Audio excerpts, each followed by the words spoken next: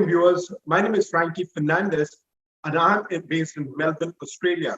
My guest is also in the same subcontinent, but in Western Australia.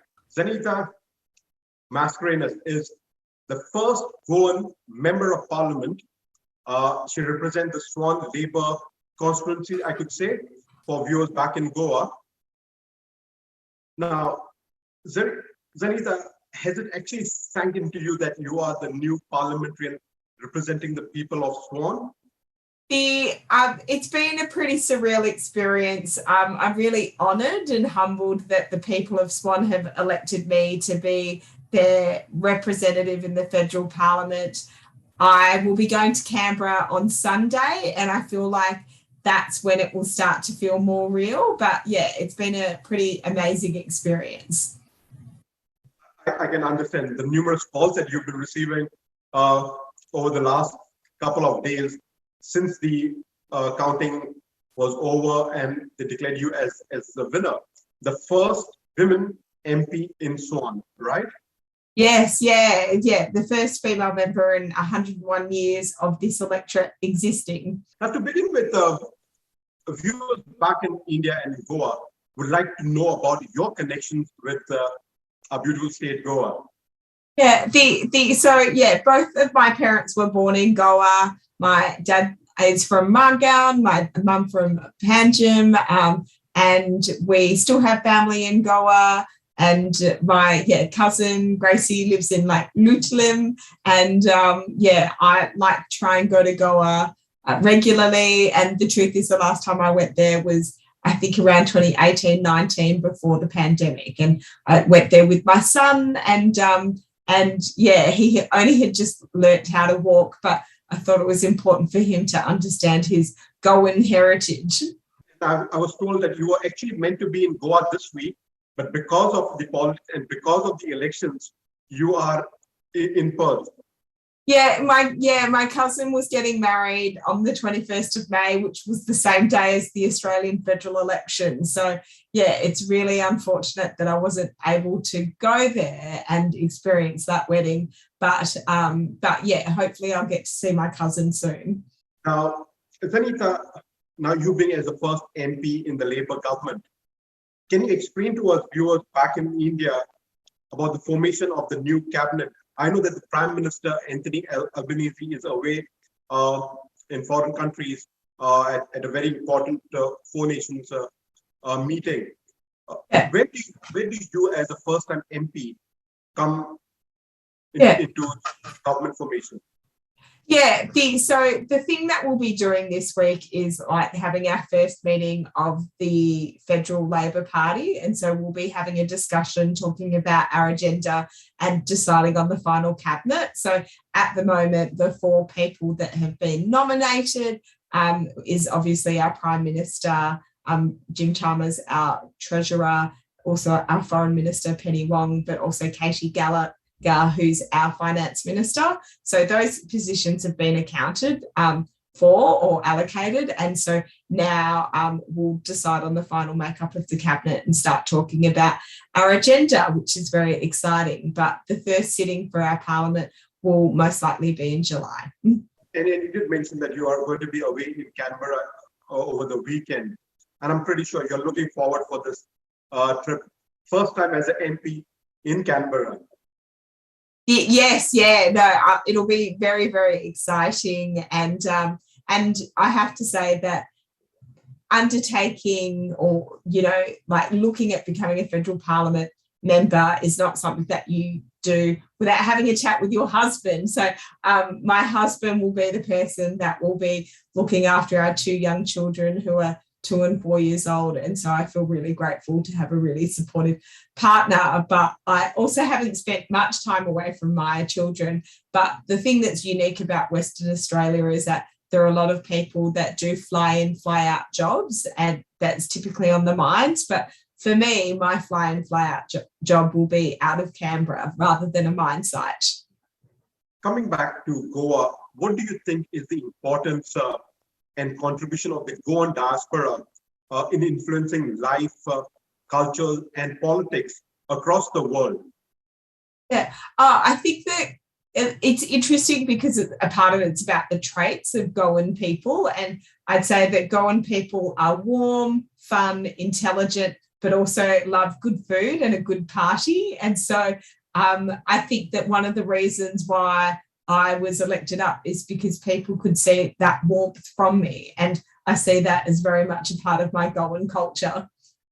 There have been parliamentarians of Goan origin in the UK.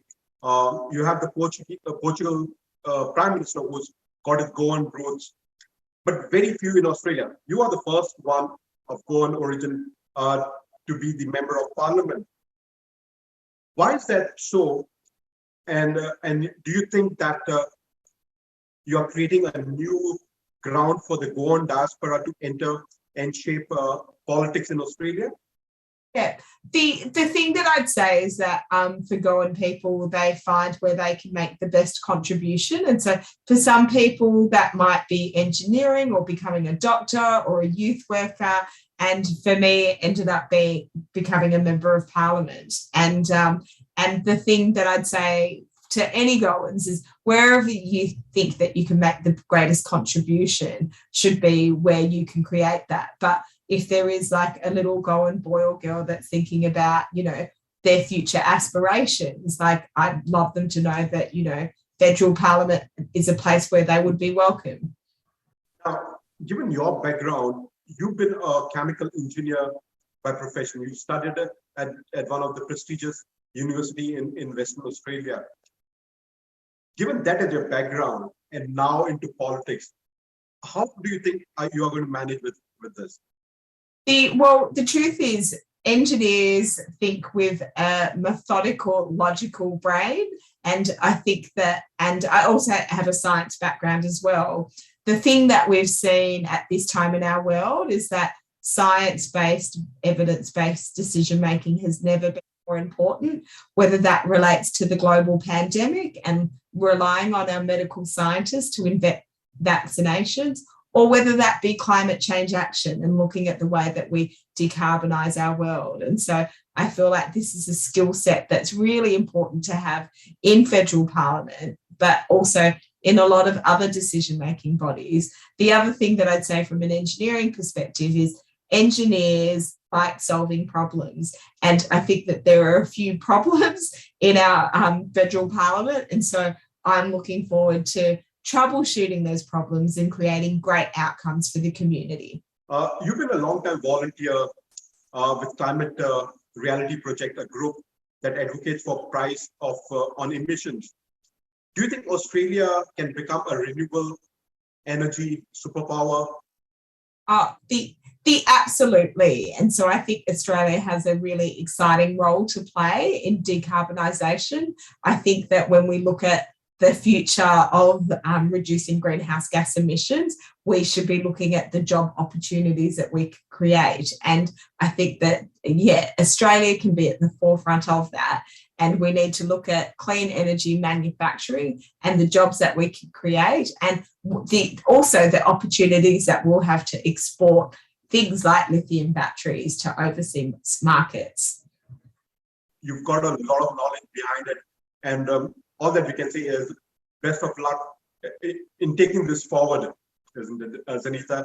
Now, do you have ambitions to rise higher in political power? Now, we've already had a Prime Minister, Julia Gillard, who was the Prime Minister of Australia some time back. Now, we've had a person of Goan origin who, as I said, was also a Prime Minister back in Portugal. Do you aspire to be a Prime Minister of Australia at some point of time? Honestly, my goals in the first instance is to deliver outcomes for my community. And so I'll be very focused on making improvements to my neighbourhood. The other thing that I want to also do is try and deliver so many great things for my neighbourhood that they're happy to re-elect me in another 3 years' time. So at this stage, that's what I'm focused on. But I think that I've also got the opportunity to contribute to federal policy, and I have worked in climate change action for 12 years. And so in the first instance, I'll be wanting to contribute on a policy level perspective.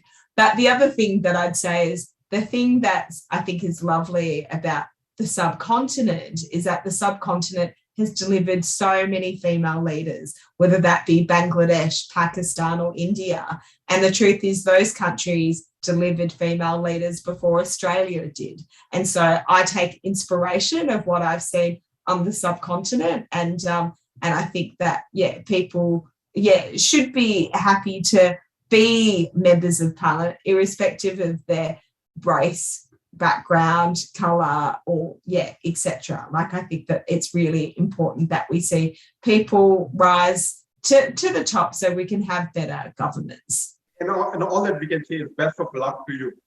I know, Zaneta, you were born in Australia, but something that people back in India or in Goa or the rest of the world always consider us, or rather Australian, as racist. Did you ever encounter an occasion where racism was an issue for you?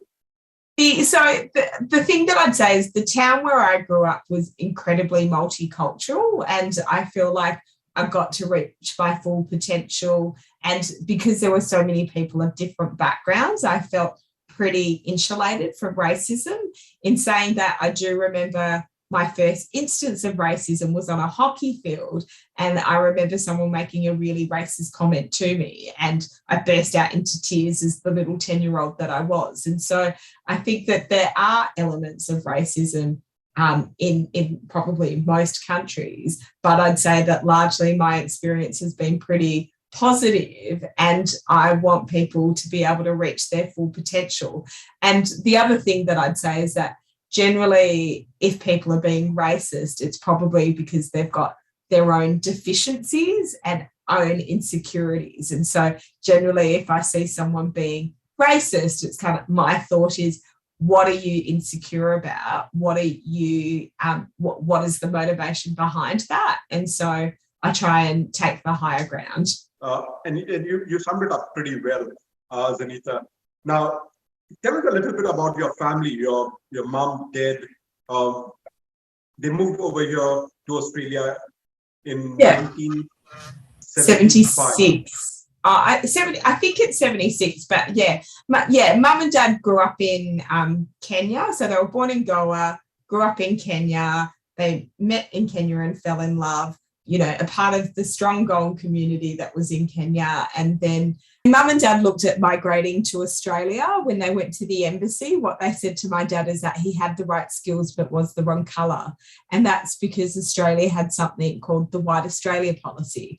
And so it wasn't until a Labor government that dismantled that policy that mum and dad could come to Australia. And so then mum and dad migrated to Kalgoorlie, which is this famous gold mining town in Australia. And dad found a fantastic boss, worked at a place called Mount Charlotte. But the thing that was funny is I remember when dad migrated to Australia, he stayed in a place where it was only for men. And when my mother and my sister arrived, they didn't have accommodation for my mum and sister. And dad was really, really worried. And he told his boss and was like, his boss was like, Joe, why are you so worried? And he's like, I don't know where my daughter and my wife will stay. And then my dad's boss was like, don't worry, Joe, that they can stay at my house. And so that was one of the first interactions that my dad had with Australians, and his boss opened his home to my mum and my sister. And to me, that's like, it was in some ways very Goan, of like this warm welcome, this embrace. And so those particular friends became lifelong friends. That household was where my godmother came from. And I'm just, proud to be Goan, but also proud to be Australian as well. And it's really lovely when you have these values and you meet these values from other people of other cultures across different continents. Very much for giving us an insight of what it was when you were growing up, rather, as a child.